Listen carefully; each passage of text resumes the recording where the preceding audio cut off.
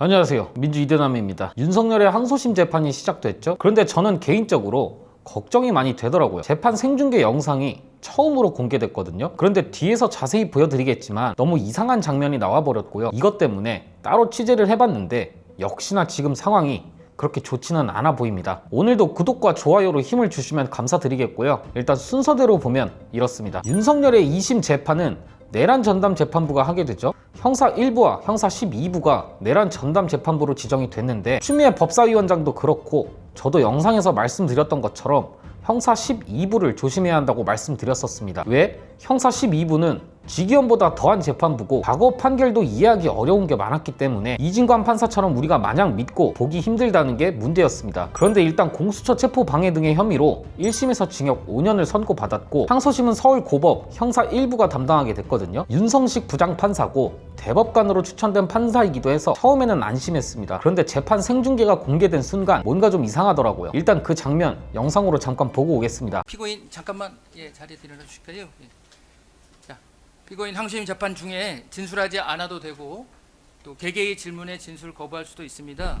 또 피고인에게 유리한 사항은 제가 묻지 않더라도 언제든지 말씀하실 수 있습니다. 예.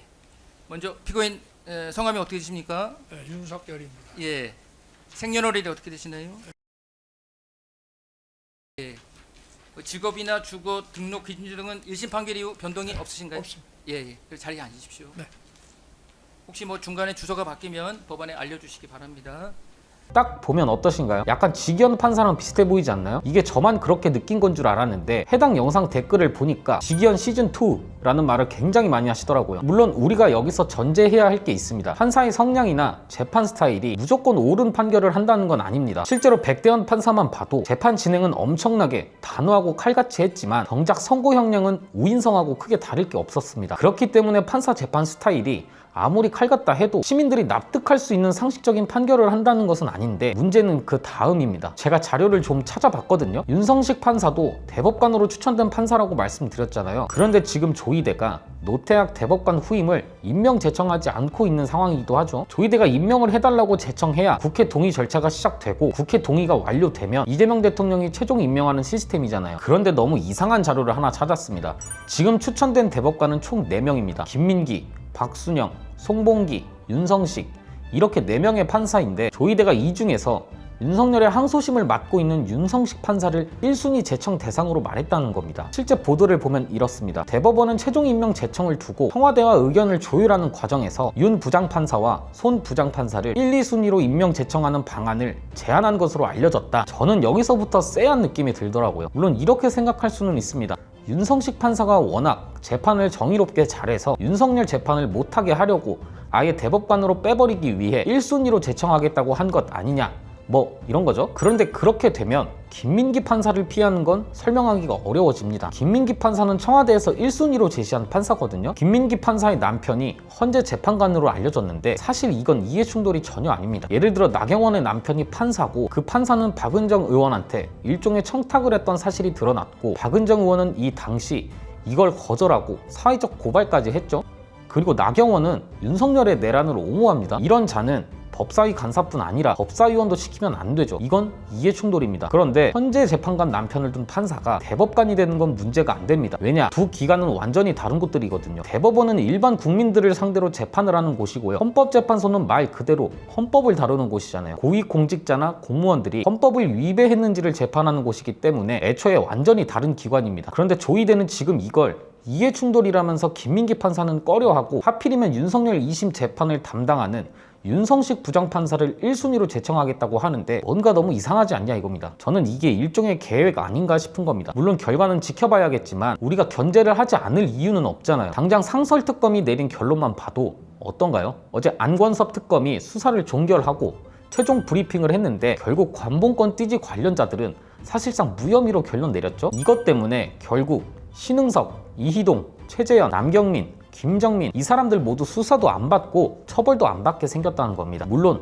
특검이 내린 결론 그리고 그 결론을 뒷받침하는 설명이 합리적이고 타당하면 우리 국민들도 충분히 수긍할 겁니다. 그런데 안건섭 특검이 내놓은 무혐의 이유는 황당하기 짝이 없습니다. 크게 두 가지죠. 관봉권 띠지 사건과 쿠팡 유착 의혹 사건. 이게 좀 잘못 알려져 있는 게 관봉권 띠지는 무혐의, 쿠팡은 유죄라서 기소, 언론들이 이렇게 많이 다루더라고요. 그런데 그게 아닙니다. 사실상 둘 다 무혐의나 마찬가지입니다. 왜냐? 우선 관본권 띠지는 신흥석이나 최재형 같은 윗선이 관본권 띠지를 없애라는 지시를 한 혐의점을 발견하지 못했고, 남경민 수사관 폰에서 김정민 수사관이 관본권을 잃어버렸다는 취지의 메시지를 발견했기 때문에 혐의가 없다, 이런 취지로 무혐의를 준 거고요. 쿠팡은 어미준을 기소하기는 했는데 어미준에서 끝날 사건이 전혀 아니거든요. 쿠팡 유착 의혹이 중요한데 이게 뭐냐? 대검 관계자와 어미준 같은 피고인들이 쿠팡 쪽 변호인과 빈번하게 연락을 주고받은 사실, 그리고 쿠팡 쪽에서 사건 처리 전부터 일반 피고인의 의견이 무혐의라는 점을 알고 있었던 사실, 이런 의심되는 정황이 포착됐다고 합니다. 그런데 휴대전화 포렌식을 완료하지 못했고 수사상의 한계가 있었기 때문에 객관적 증거를 확보하는 걸 실패했다고 합니다. 애초에 쿠팡 출신 임직원들이 윤석열 정부에 대거 영입됐다는 것만 봐도 이상한 점이 충분하고, 심지어 관본권 띠지도 수사를 제대로 못했다는 이유로 무혐의로 결론 짓는 게 가당키나 하냐 이겁니다. 쿠팡 사건은 대검까지 압수수색을 했습니다. 관본권 띠지도 대검과 관련자들 사무실을 압수수색을 했는데 이미 1년 넘은 사건을 지금 압수수색한다 해서 뚜렷한 증거가 나오겠습니까? 이건 제가 과장해서 설명하는 게 아니고요. 실제로 안건섭 특검이 이렇게 말을 했기 때문에 문제라는 겁니다. 영상으로 잠깐 보고 오겠습니다.